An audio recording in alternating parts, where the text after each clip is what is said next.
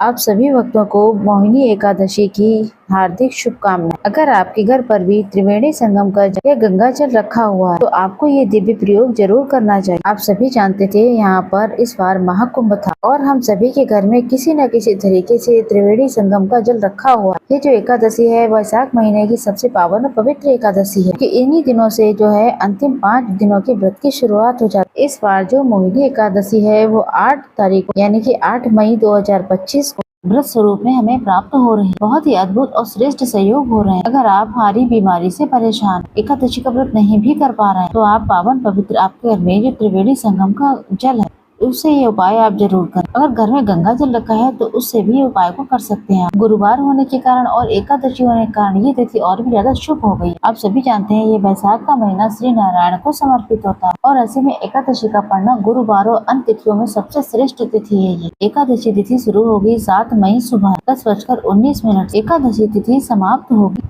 8 मई दोपहर 12:29 के आसपास। ऐसे में उदय तिथि हमेशा हमारे व्रत को सफल बनाती है। 8 मई को ही यहाँ पर एकादशी का व्रत किया जाएगा। 9 मई शुक्रवार के दिन 5:38 एकादशी का व्रत खोलना सबसे श्रेष्ठ और उत्तम माना जाएगा। राहु काल का समय छोड़ दीजिएगा, उसके बाद आप किसी भी समय दान पुण्य ये जो भी पूजा पाठ करना चाहते हैं खूब कर। राहु काल का समय है दोपहर 1:30 से 3 बजे तक का समय रहेगा। इस चीज को आप पूरी तरीके से ध्यान रखिएगा, नहीं तो कहीं नोट कर लीजिए। अभिजीत मुहूर्त जो है पूजा पाठ दान पुण्य का सबसे अच्छा मुहूर्त होता है। 1:57 से 12:50 तक रहेगा। अमृत काल का भी समय जो है बहुत श्रेष्ठ माना जाता है। आशा है उम्मीद है इस समय में अगर आप कोई भी काम करते हैं तो आपको लाभ तो मिलना ही मिलना है। राहु काल का हमेशा नई चीज के लिए परित्याग किया जाता है। पहले से अगर कोई काम कर रहे हैं तो आप उसको कर सकते हैं। आप सभी जानते हैं एकादशी का व्रत सबसे व्रतों में सबसे सुंदर व्रत होता है। अगर पूजा पाठ कोई नियम आप करते हैं तो पितरों को सुख मिलता है। आप ध्यान रखिएगा एकादशी की तिथि जब से शुरू होगी उससे पहले ही तुलसी का पत्ता आप तोड़कर अपने पास रख लें। एकादशी में जो है तुलसी में जल नहीं चढ़ाया जाता और चावल का इस एकादशी वाले दिन स्पर्श करना भी सही नहीं होता। आप श्री नारायण की पूजा में है, महादेव की पूजा में है तो आप तिल के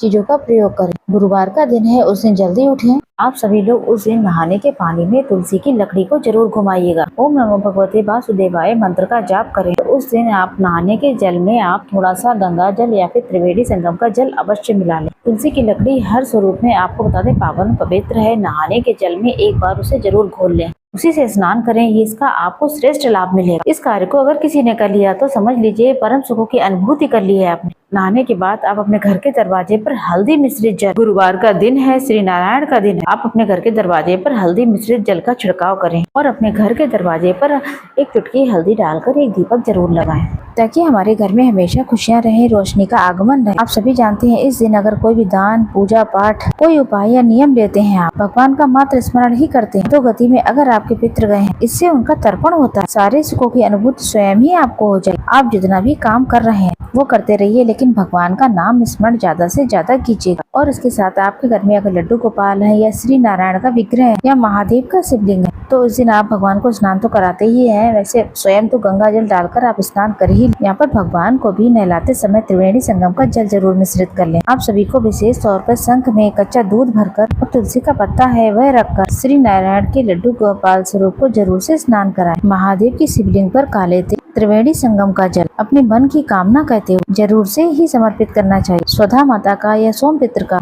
या अपने कुल देवी देवता का नाम जरूर स्मरण करें। ऐसी मान्यता ऐसा करने से रोग दोष कष्ट संकट पीड़ा सब कटते हैं और परिवार में सौभाग्य बढ़ता है और व्यक्ति को सुखद जीवन में की अनुभूति होती है। साथ ही साथ इन पूजा के साथ साथ आप केले के वृक्ष की पूजा जरूर करें और पीपल के वृक्ष के नीचे भी दीपक लगाएं, पूजा करें। इसके द्वारा गुरु जी द्वारा बताया गया एक कार्य आप और कर सकते हैं। आप सभी को एक जल का लोटा लेना, जल के लोटे में थोड़ा सा गंगा जल मिला और पितरों का ध्यान करते हुए 5 बेलपत्र डालनी है, नई या पुरानी जैसी भी आपके पास हो 5 बेलपत्र आप डाल लीजिए। एक उपाय में गुरुजी 5 बेलपत्र कहते हैं, दूसरे में 7 बेलपत्र कहते हैं। आपके ऊपर है या आप जितनी चाहें ले सकते हैं। इसके बाद आप जाएं सीधे महादेव के मंदिर में। घर पर करना चाहे तो आप घर पर करें, नहीं करना चाहते तो मंदिर जाकर करें। सबसे पहले आप हमको बताते हैं गुरुजी कहते हैं नंदी बाबा से कहना है वही माध्यम है हमारे भगवान तक बात पहुँचाने का। आपको बता दें जो नंदी बाबा है उनके मस्तक पर त्रिवेणी के संगम का थोड़ा सा जल चढ़ाएं। इसके बाद बचा हुआ जितना भी बेलपत्र है और आवश्यक रूप से जो त्रिवेणी संगम का जल है सभी आप शिवलिंग पर चढ़ा दें। ऐसा करने से रोग व्याधि संकट पीड़ा